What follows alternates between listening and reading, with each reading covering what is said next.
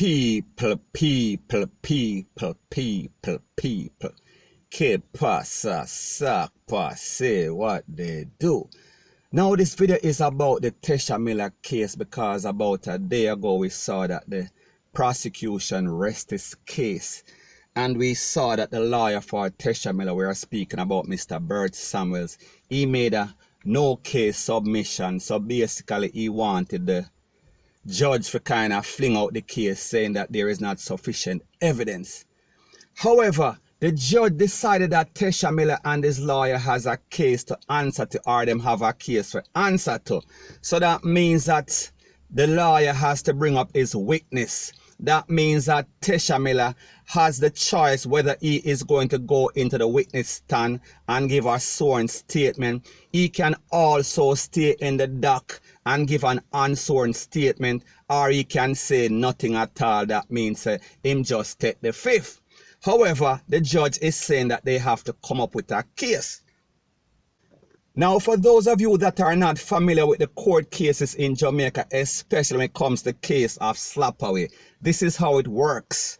The prosecution first give their side and they bring their witnesses, and they also bring their persons who they deem to be experts in certain field, and they also give sworn or unsworn statements, and then the defense also gives its side. It brings its experts, its witness, Rete and Lele. And then after that, the judge either makes a decision or it turns it over to the jury. And then the jury make a deliberation or a decision upon the case, whether it is guilty or innocent. Now, people, we see that Mr. Tesha Miller has been walking on eggshell. He has been towing the line for quite some time. We are talking about decades. We see that the prosecution and the justice system are always out for him, rightfully so or wrongfully so. He is always a person of interest. Now, when we speak about specifically this case, we have to talk about the evidence, and the evidence is overwhelming. The evidence is the fact that you have a BODY, and we are speaking about the body of a man that was supposed to be the victim. And I am speaking about the managing director of the JUTC, and his name is Mr. Chambers. And according to the court documents, according to the Popo report, it is said there is documentation, there is evidence that this man was slapped away. And according to the Popo report, it was said that he was slapped away by Tesha Miller, or on the order of Tesha Miller, through the Klansman GANG. So people, there is a Popo report, there is an autopsy by the doctor, and there is also some crime scene investigation, or expert or detectives that also gave some evidence in the court. So people, we are speaking about something that will definitely work against the defendant. We are speaking about Mr. Tesha Miller. And what made it even worse is that the key witness, or the SNITCH, whichever way you want to put him, is that he said he was a part of the planning and also a part of the execution. So people, we are speaking about damning evidence because he gave intricate details, or a play-by-play, because he was there. So he should be deemed to be a very credible witness, point blank and period.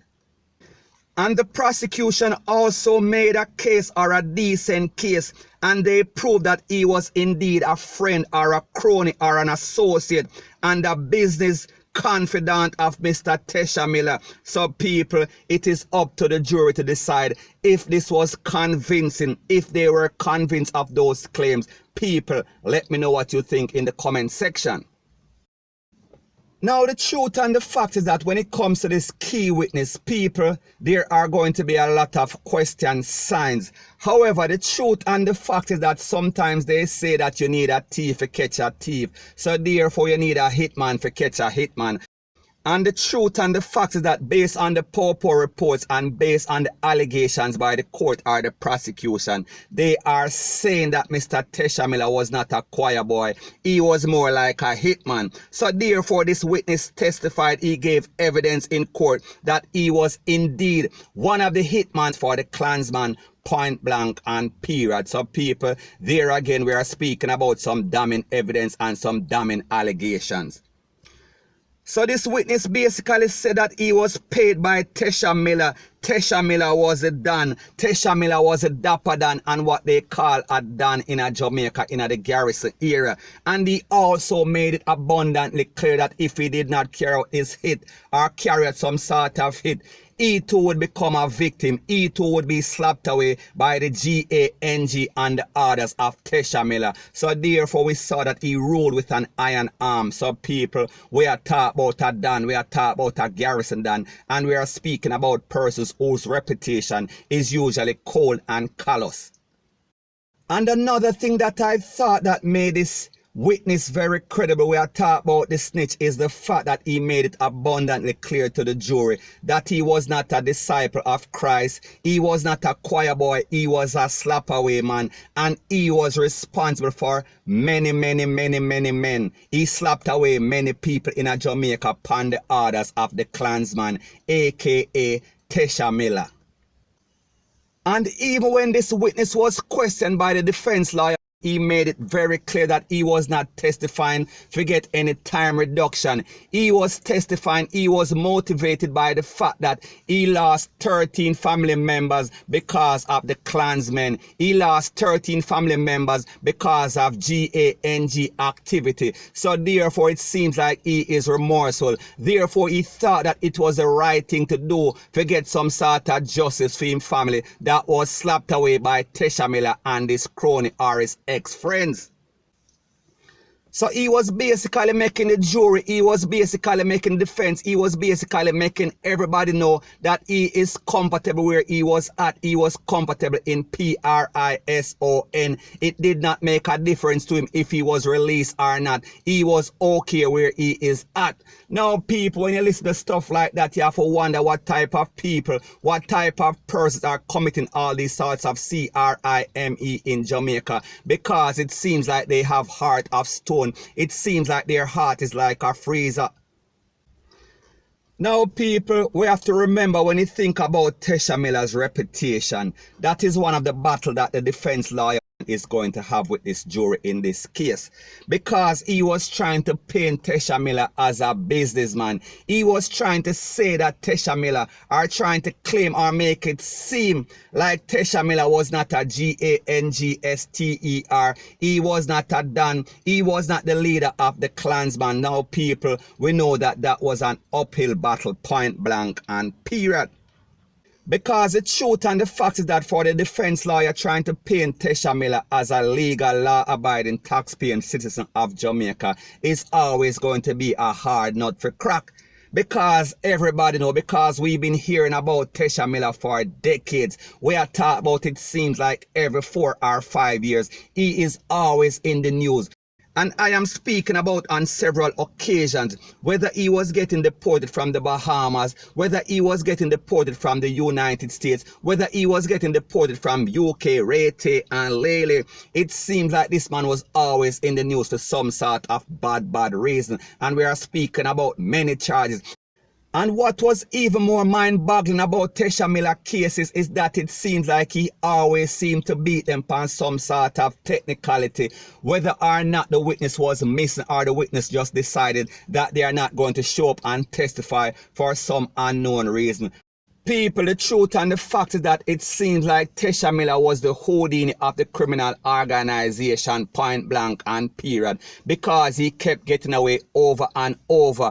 However, people, there's a thing called karma and there's a thing called the law of probability. And people, this might be the time that he actually gets convicted. Because like them say, one time the bucket go well, the bottom are going to fall out one at a time then. So people, let me know what you think in the comment section. Will this be the time that Tesha Miller actually pays the piper and actually faces the judgment and actually be sent to the big yard? People, let me know what you think in the comment section. And people, the truth and the fact is that based on a person's reputation, may I talk about the reputation of the witness and also the reputation of Tesha Miller. At the end of the day, it all comes down to this case, this specific case, and the question that the jury is going to be faced with. Did Tesha Miller order the hit of this JUTC managing director? I am speaking about Mr. Chambers. So the point that I am trying to make is that that is going to be the key point that they have to come up with. Was he innocent or was he guilty in this case? Now, when I see this case and I keep up with this case, one of the things that I think that could come back to haunt the defense team, we are talking about Team Tesha Miller, is the fact that this lawyer was trying to convince the jury or convince the court that this key witness or this SNITCH did not know Tesha Miller from the street. They were not cronies. They were not business associate in the Klansman people. That is going to be something hard for sell. That is going to be a very big pill for swallow. That is going to be something that might be hard to kind of convince the jury that this witness and Tesha Millers were not indeed friends and associates and members or co-workers. So my point is this. I'm trying to convince the court that this witness only know Tesha Miller from inside of the big yard. People like me say, it will come back to haunt him. And like me say, we have to also understand in Jamaica that the justice system is full of scam and shamry. So therefore we see that it is always more convincing, whether it was the prosecution or the DPP or the defense lawyer. People, what do you think is going to happen in this case? Because we know that these big time lawyers in Jamaica, they have a lot of influence and they have a lot of trickery up their sleeve, and they seem to always convince these jury over the prosecution. So the question is this: did the prosecution drop the ball in this case? Will the defense be more convincing? People, let me know what you think in the comment section.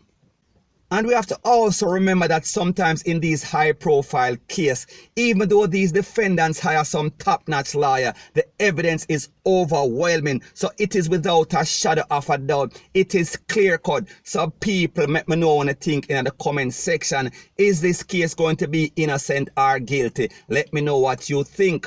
With the fact that the reputation of Tesha Miller override the reputation of the witness, who is also a CRIMINAL.